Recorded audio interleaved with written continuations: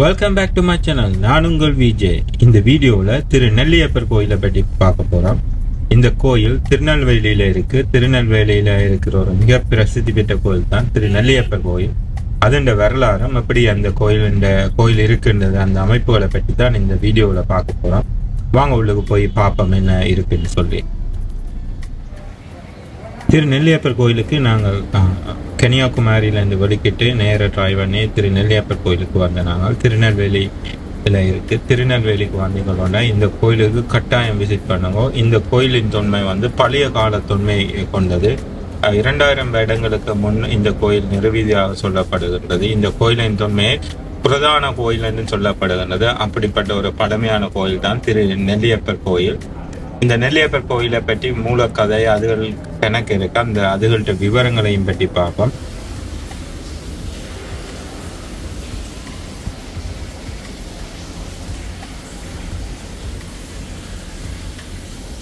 இந்த திருக்கோயில் திருநெல்வேலி மாவட்டத்தில் திருநெல்வேலி என்ற இடத்துல இருக்கு. இந்த கோயிலை பற்றி சம்பந்தர் பாடியிருக்கிறார். பாடல் பெற்ற ஒரு திருத்தலம் தான் இந்த நெல்லியப்பர் திருக்கோயில்.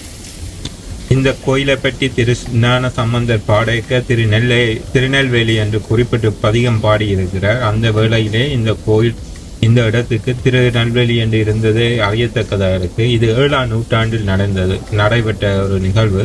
ஏனென்றா திரு ஞான சம்பந்தர் 7ஆம் நூற்றாண்டில் வாழ்ந்த ஒரு புலவர்.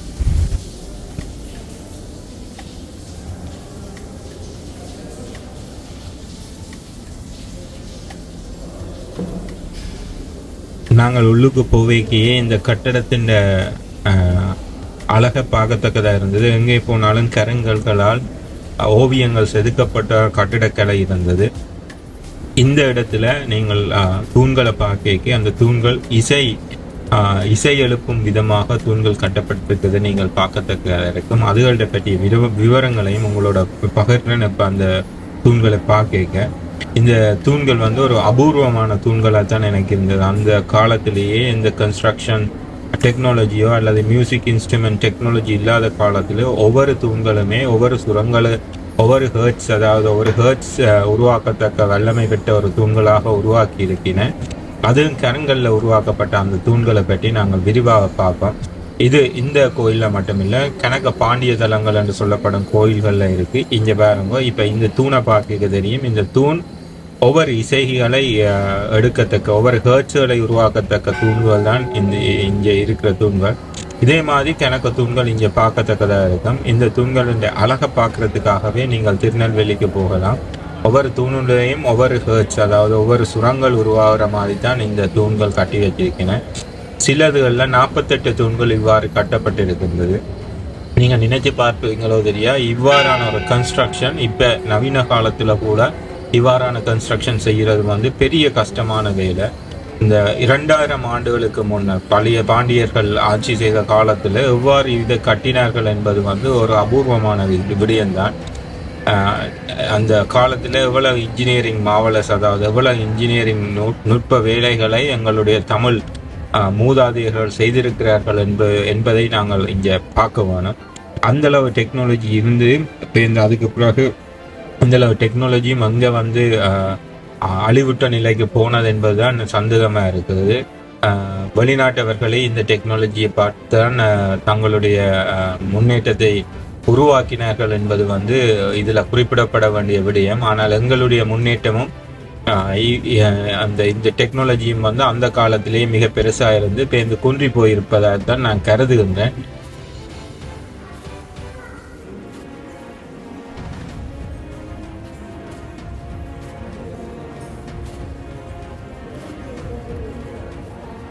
இந்த திருக்கோயிலுக்கும் ஒரு மூலக்கதை இருக்குது. மூலக்கதை என்னென்றால், முன்பு ஒரு காலத்துல அரண்மனைக்கு ராமகோணர் என்பவர் பால் ஊற்றி கொண்டிருந்தாராம்.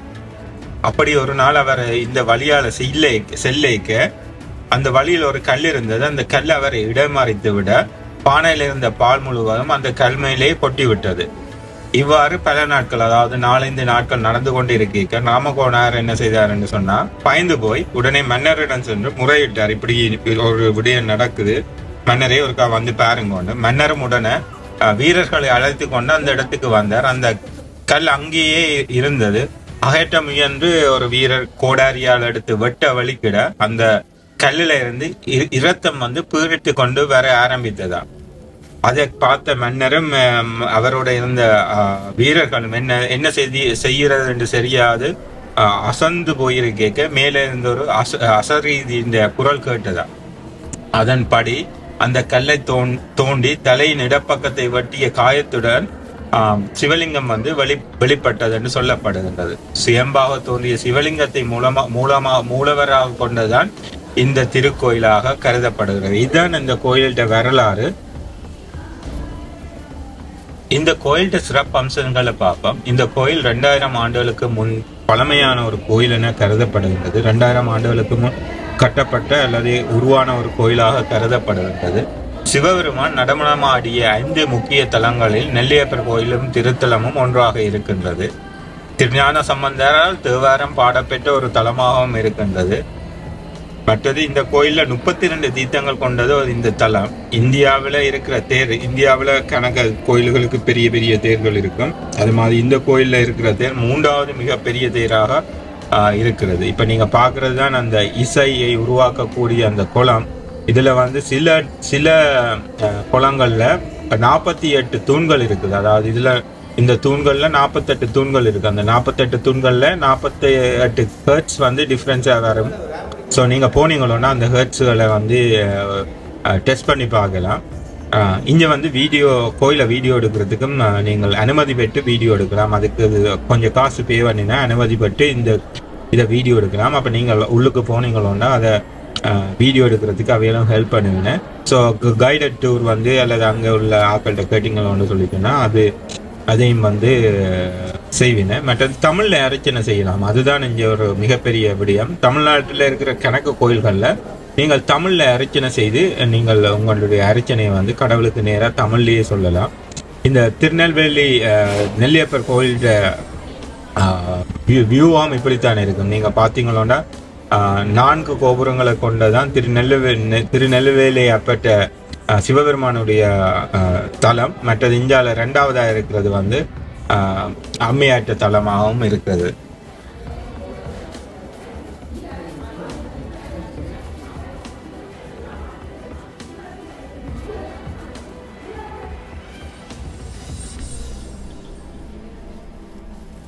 திரு காந்திமதி நெல்லையப்பர் ஆலயம் தெற்கு வடக்காக 756 அடி நீளமும் மேற்கு கிழக்காக 378 அடி அகலமும் கொண்ட ஆசியாவிலேயே இருக்கிற மிகப்பெரிய சிவாலயமாக உள்ளது. அம்பாளுக்கும் சுவாமிக்கும் தனித்தனியே கோயில் எழுப்பப்பட்டு இடையே அழகிய கல் மண்டபம் கொண்டு இணைக்கப்பட்டிருக்கிறது. அம்பாளின் சன்னதியில் 1000 கால் மண்டபம் ஒன்று அமைக்கப்பட்டுள்ளது. கோயிலின் நுழைவாயில 10 அடி உயரங்களுக்கு மேலாக இருக்கிற ஒரு வெள்ளை நிறத்திலான நந்தி சிலை இருக்குது. நீங்க பார்த்திருப்பீங்க. இப்போது நான் 3வது பிரகாரத்தை சுத்திட்டு அம்மையாட்ட கோயிலுக்கு போறேன். காந்திமதி அம்மை என்ற கோயிலுக்கு. அந்த கோயிலுக்கு போயிட்டு அங்க அம்மையாரை தரிசித்து விட்டு திருப்பி நான் இந்த கோயிலுக்கு வந்து வெளியில போறதுதான் பிளான். அப்ப இந்த காந்திமதி அம்மையின் கோயிலுக்கு போயிருக்க இந்த வெளிப்பிரகாரம் வந்து மிகப்பெரிய ஒரு வெளிப்பிரகாரம். நீங்க பார்க்கவே தெரியும். பழைய கால தூண்கள், அது இந்த வெவ்வாறு இந்த தூண்கள் ஒரே மாதிரி கட்டப்பட்டிருக்கின்றதை பார்த்தீங்களோண்டா தெரியும். அம்மையாட்ட கோயிலுக்கு போய் அம்மையாட்ட கோயில்ல தான் அங்க தீர்த்த தலமும் இருக்கு. அந்த தீர்த்த தலத்தையும் பார்த்துட்டு நாங்கள் திருப்பி வழியில என்னென்ன இருக்குதோ அதோடையும் பார்த்துட்டு நாங்கள் வருவோம். இந்த சேனல்கிட்ட கண்டென்ட் உங்களுக்கு பிடிச்சிருந்தா இந்த சேனலை சப்ஸ்கிரைப் பண்ணுறதுக்கு கன்சிடர் பண்ணுங்க. உங்களோட ஃப்ரெண்ட்ஸ் அண்ட் ஃபேமிலியோட இந்த வீடியோவை ஷேர் பண்ணுங்க. சப்ஸ்கிரைப் பண்ணுறதுக்கு கன்சிடர் பண்ணுங்க. இப்போ நாங்கள் வெளியில வந்துட்டோம். இதுதான் 2வது கோபுரம். இந்த கோபுரத்தால நாங்கள் வெளியில போனோம்னா காந்திமதி அம்மையின் கோயிலுக்கு போகலாம். அந்த கோயிலுக்கு போகைக்கே வடிவான பல சிற்பங்களை பார்த்துட்டு தான் போவோம். இந்த கோயிலுக்கு போகைக்கு நீங்கள் அங்கேயே ஜானை ஒன்று நின்றது, அதை பார்க்கத்தக்கதாக இருந்தது. ஜானையை வீடியோ எடுக்கக்கூடாதுன்னு சொன்னவன் அப்படி வீடியோ எடுக்கிறது வந்து கூடாதுன்னு சொல்லி ஜானைக்கு கூடாதுன்னு சொன்னதால நான் வீடியோ எடுக்கல. ஆனால் நெஞ்ச பார்க்க தெரியும் இந்த கட்டடங்கள் எவ்வாறு கட்டப்பட்டிருக்கின்றது என்பதை நீங்க வடிவ பார்க்கத்தக்கதாக இருக்கும். இந்த கோயிலுக்கு நீங்க வந்து பார்க்கத்தான் வேணும். அவ்வாறு ஒரு வடிவான ஒரு கோயில். பழைய பாண்டியர்கள் கட்டின கோயிலாகவும் சொல்லப்படுகின்றது. இசைக்கு முக்கியத்துவம் கொடுக்கப்படும் கோயில்களில் ஒரு கோயிலாகவும் இந்த கோயில் இருக்குது. எங்க போனாலும் இவ்வாறான இசைத்தூண்களை நீங்கள் பார்க்கத்தக்கதாக இருக்கும். இந்த பெரிய ஒரு இசை தூண்களில் ஒவ்வொரு தூண்களும் ஒவ்வொரு வகையான ஒலிகளை எழுப்பும். அதை நீங்கள் டெஸ்ட் பண்ணி பார்க்கத்தக்கதாகவும் இருக்கும்.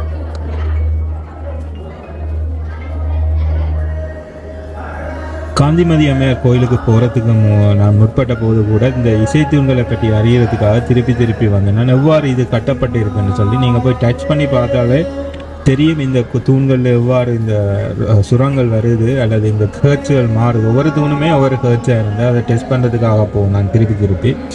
இப்படியான ஒரு அதிசயமான இடங்களை வெளிநாட்டில் இருந்தால் இதை வச்சு அவைய காசு சம்பாதிப்பினா லைக் அதுக்கு இது ஒரு அதிசயமான இடம் என்று சொல்லிட்டு அட்ராக்ஷன் டூரை போட்டு காசு சம்பாதிப்பினா. இப்போ அப்படி ஒன்றும் இங்கே செய்யாததால் நாங்கள் ஃப்ரீயாக போய் இதை பார்க்கத்தக்கதாக இருக்குது. அப்படி ஒரு மாவலஸ் இன்ஜினியரிங், அந்த மாவலஸ் இன்ஜினியரிங்கிற இதைத்தான் நான் இதில் பார்க்கத்தக்கதாக இருந்தது. நீங்களும் இந்த கோயிலுக்கு போனால் கட்டாயமாக இதை ஒரு போய் பாருங்க. உங்களோட உங்களுக்கு வந்து அது வேர்த்திட்டா தெரியும். இந்த கோயிலில் மட்டுமில்லை, கனக பாண்டியர் கோயிலில் இந்த இசைத்தூண்கள் இருக்கிறதா நான் படிச்சிருக்கேன். மதுரை மீனாட்சி அம்மன் கோயிலையும் இது இருக்கிறதா சொல்லப்படுகின்றது. மதுரை மீனாட்சி அம்மன் கோயிலுக்கு நான் 2-3 தரம் போயிருக்கேன். ஆனால் அங்கே நான் இசைத்தூண்களை நான் காணல. நெல்லையப்பர் கோயிலில் தான் இப்படி பிரமாண்டமாக இருக்கிற மாதிரி இசைத்தூண்களில் நீங்கள் அந்த வாசல்லையே பார்க்கத்தக்கதாக இருக்கும். இப்போ தீர்த்தத்துக்கு வந்துட்டேன். தீர்த்தத்தை பாருங்க, அவ்வளோ மிகப்பெரிய ஒரு தீர்த்தமாக இருக்குது. இந்த தீர்த்தத்தில் மீன்கள் ஓடுவதையும் பார்க்கத்தக்கதாக இருந்தது. மக்கள் அந்த மீன்களையும் பார்க்கறதுக்காக இந்த இடத்துல நின்று பார்த்து கொண்டிருக்கிறது நான் பார்க்கத்தக்கதாக இருக்கேன். உங்களுக்கு அந்த தூரத்தில் நீங்கள் பார்க்குறீங்க மிகப்பெரிய ஒரு மீன் ஒன்று இருக்குது. இந்த மீன்கள் இந்த குளத்தில், அதாவது இந்த தீர்த்தத்தில் இருக்கிறத வந்த உடனே நீங்கள் பார்க்கலாம். அடுத்தது இந்த கண்களால் கட்டப்பட்டுள்ள இருக்கிற இந்த அம்மையார் கோயிலையும் சிவபெருமான் கோயிலையும் இணைக்கிற இடமே வந்து ஒரு நல்ல ஒரு இடமாக இருக்கும். இப்படியான தூண்கள்லேயே கணக்க சிற்பங்கள், கரை வழியே ஒவ்வொரு சுவாமியும் இருக்கிறத பார்க்கறதுக்கு இருக்கும். இந்த கோயிலுக்கு வந்தீங்கன்னா உங்களுக்கு மினிமம் ஒரு 4-5 மணித்தியாலம் தேவை ஃபுல்லாக சுற்றி பார்க்கறதுக்கு, அல்லது ஒரு நாள் ஃபுல்லாக காலமே வந்து பின்னேரம் வந்து சுற்றி பார்த்து அந்த இந்த கோயிலில் இருக்கிற அதிசயங்களை பார்க்கறதுக்கான ஒரு தலம் தான் இந்த நெல்லையப்பர் கோயில் என்று சொல்லப்படும் இந்த தலம். இப்போ நீங்கள் பார்க்குறது அதாவது ஒரு கோபுரத்தின் கீழே உள்ள ஒரு பக்கம் எவ்வாறு நுட்பமாக செய்திருக்கிறார்கள்னு நீங்கள் பார்க்க தெரியும். அந்த கோபுரத்தை தூரத்தில் இருந்து பார்க்க இப்படித்தான் வியூ இருக்கும். 4 கோபுரங்களை கொண்டது. சிவபெருமானின் தளத்தில் 4 கோபுரம் இருக்கு, அம்மையாரின் தளத்தில் 1 கோபுரம் இருக்குது. அப்படிப்பட்டதான் இந்த நெல்லையப்பர் கோயில். இந்த வீடியோட கண்டென்ட் உங்களுக்கு பிடிச்சிருந்தா இந்த வீடியோ உங்களோட ஃப்ரெண்ட்ஸ் அண்ட் ஃபேமிலியோட ஷேர் பண்ணுங்க. இந்த சேனலை சப்ஸ்கிரைப் பண்ணுறதுக்கு கன்சிடர் பண்ணுங்க, லைக் பண்ணுங்க. உங்களோட ஆக்கப்பூர்வமான கருத்துக்களை கமெண்ட்ஸில் தெரிவிங்க. உங்களுக்கு ஏதாவது கொஸ்டின்ஸ் இருந்தால் கமெண்ட்ஸில் தெரிவிங்க, நான் ஆன்சர் பண்ணுறேன்.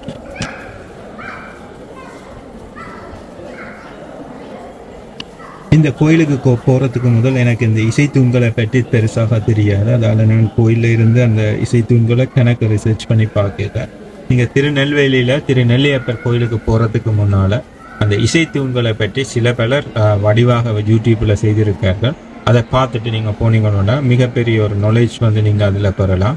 இப்போ திருப்பி வந்துட்டேன் வெளியில் வரைக்கும் இந்த நெல்லையப்பர் கோயில்கிட்ட வியூகத்தை தான் பார்க்குறோம். இந்த கட்டி வச்சிருக்கீங்க. இப்போ நீங்கள் பார்க்குறது சிவபெருமான தளம். 4 கோபுரங்கள் இருக்குது. அம்மையாற்ற தளத்தில் 1 கோபுரமும் மற்ற சின்ன கோபுரங்கள் பின்னால் இருக்குது. இந்த கோயிலில் இருக்கிறது 3வது மிகப்பெரிய தேர். தமிழ்நாட்டில் இருக்கிற 3வது மிகப்பெரிய தேர். அந்த தேர் வந்து ஆனி மாதத்தில் பெருந்திருவிழா நடக்க அந்த தேர் ஊர்வலத்துக்கு வர்றது. அப்போக்க நீங்கள் இந்த இடத்துல இருந்தீங்களோண்டா கட்டாயம் போய் அந்த தேர் இழுக்கிறத பார்த்தீங்களோண்டா தெரியும் எவ்வளோ பெரிய தேர்ன்னு சொல்லி. அடுத்தது இந்த கோயிலில் சுற்றி வந்து சின்ன ரோட்டுகளாக இருக்கிறதான் நாம் பார்க்கத்தக்கதாக இருந்தது. பெரிய ரோட்டுகளை காண கிடைக்கல. ஒவ்வொரு சிற்பமுமே ஒவ்வொரு வித்தியாசமான சிற்பங்களாக தான் இருந்தது. வெளியில இருந்து பார்க்க ஒவ்வொரு சிற்பத்துக்கு ஒவ்வொரு கதைகள் இருப்பதாக கூறப்படுகிறது. அந்த கதைகள் என்னன்னு எனக்கு தெரியாது. ஆனால் நீங்கள் போனீங்களோன்னு சொன்னால் இந்த அதை அறியறதுக்கு முற்படுங்க. ஒரு நல்ல வரலாறை நீங்கள் அறியத்தக்கதாக இருக்கும். இந்த இடத்துக்கு பக்கத்து தான் வெள்ளை நந்தி இருக்கிறதையும் நீங்கள் பார்க்கத்தக்கதாக இருக்கும். இந்த வீடியோட கண்டென்ட் உங்களுக்கு பிடிச்சிருந்தா லைக் பண்ணுங்க, கமெண்ட் பண்ணுங்க, சப்ஸ்கிரைப் பண்ணுங்க. மீண்டும் ஒரு வீடியோவில் உங்களை சந்திக்கும் வரை உங்களிடமிருந்து விடைபெறுவது நான் உங்கள் விஜய். நன்றி.